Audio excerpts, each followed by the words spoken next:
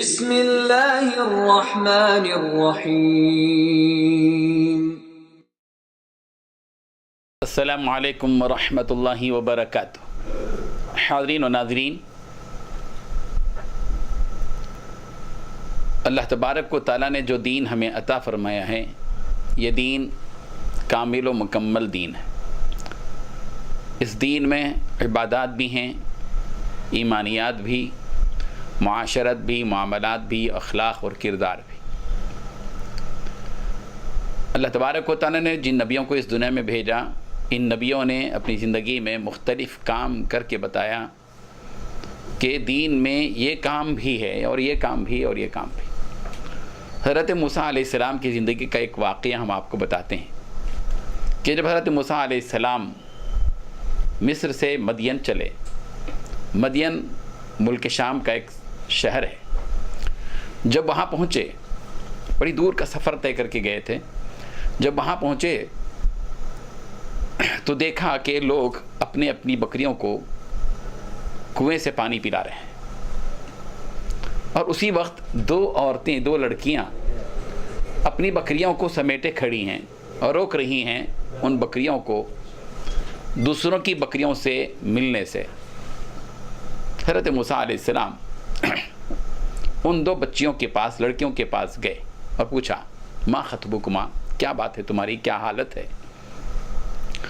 ان دو لڑکیوں نے کہا کہ بات یہ ہے کہ ہم اپنی بکریوں کو پانی پلانے کے لیے آئی ہیں، ہمارے ابا جان بڑے بوڑھے آدمی ہیں، وہ نہیں آ سکتے تو ہم آ گئے، اور ہمارا معمول یہ ہے کہ جب تک لوگ اپنی بکریوں کو پانی پلا کر فارغ نہیں ہو جاتے، اس وقت تک ہم اپنی بکریوں کو روکتی ہیں تاکہ ہماری بکریاں ان بکریوں میں نہ مل جائیں۔ جب وہ لوگ فارغ ہو کر چلے جاتے ہیں تو ہم اپنی بکریوں کو پانی پلاتے ہیں۔ حضرت موسیٰ علیہ السلام کو ان دو بچیوں پر، لڑکیوں پر بڑا رحم آیا، وہ ان کی بکریوں کو لے کر کنویں کے پاس گئے، ان کو پانی پلایا، جانوروں کو پانی پلایا، بکریوں کو، اور رخصت ہو گئے۔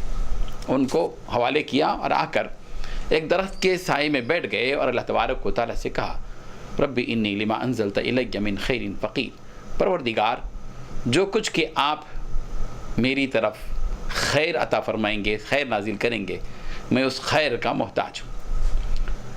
اس دعا کے بعد تھوڑی ہی دیر میں ان لڑکیوں میں سے ایک لڑکی آئی اور حضرت شعیب اور حضرت موسیٰ علیہ السلام کو کہا کہ ہمارے ابا جان آپ کو بلا رہے ہیں۔ حضرت موسیٰ علیہ السلام اس لڑکی کے ساتھ گئے، ایک گھر میں پہنچے، وہاں ایک بڑے بوڑھے آدمی تھے، ان سے ملاقات کی، وہ ان لڑکیوں کے ابا جان تھے۔ در حقیقت وہ کون تھے؟ وہ مدین کی طرف بھیجے گئے پیغمبر حضرت شعیب علیہ السلام تھے، جن کا تذکرہ ہے وَإِلَىٰ مَدْيَنَ أَخَاهُمْ شُعَيْبًا۔ حضرت شعیب علیہ السلام نے حضرت موسیٰ علیہ السلام سے تعارف حاصل کیا کہ آپ کون ہیں؟ کہا موسیٰ، تو موسیٰ بنی اسرائیل کے موسیٰ؟ تو کہا کہ ہاں۔ حضرت شعیب علیہ السلام نے کہا کہ اطمینان سے رہو، اب تم کو کوئی گھبراہٹ نہیں، فرعون کی طرف سے تم کو کوئی خطرہ نہیں، آرام سے میرے پاس رہو، اور دیکھو 8 سال تک میرے پاس رہ کر خدمت کرتے رہو تو میں ایک بیٹی سے تمہارا نکاح کر دوں گا، اور اگر 10 سال پورے کر لو تو وہ تمہاری طرف سے۔ بہرحال ایک واقعہ ہے، یہاں 2 سبق ملتے ہیں۔ ایک سبق یہ ملتا ہے کہ جانوروں کو پانی پلانا بھی نبیوں کی سنت ہے۔